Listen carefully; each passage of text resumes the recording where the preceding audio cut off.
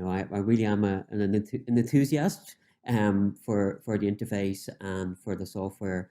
I've been given access very kindly by Geraldine and Derek a couple of weeks ago, and I've been playing around with it and coming up with some quite astonishing results.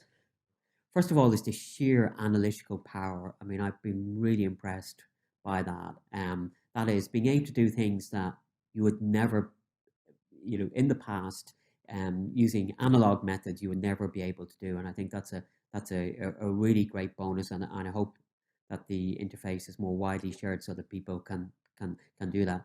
This is a text that I've been looking for literally months, and thought that I would, it would probably involve a trip to the British Library.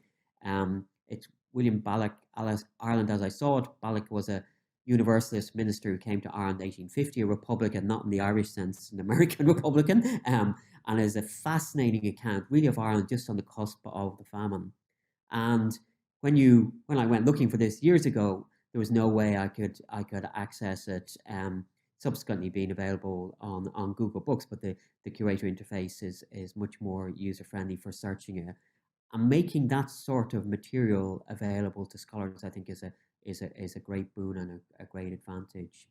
One of the things which has emerged in Ireland, and indeed in Britain, with the availability of the census, but in Ireland with the availability of things like the Bureau of Military History and the pension, is that there is a process of democratization. Many people outside of the academy don't feel especially welcome despite all the efforts that librarians and archivists make, don't feel especially welcome in some of those contexts.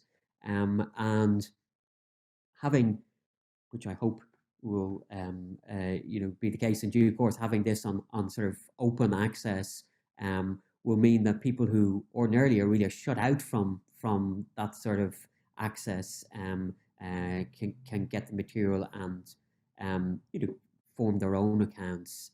And there's obviously issues with that, but I think it's certainly, when you think of the work that's been done on the Bureau of Military History in Ireland, which has all been made available, and the pensions collection, it has led to people who are interested in local history and family history being able to access information. Now, there's a slightly different take because of the nature of the material held, but it does mean that more people can access that material, which I guess is an important consideration, not just for the project, but also for the British Library.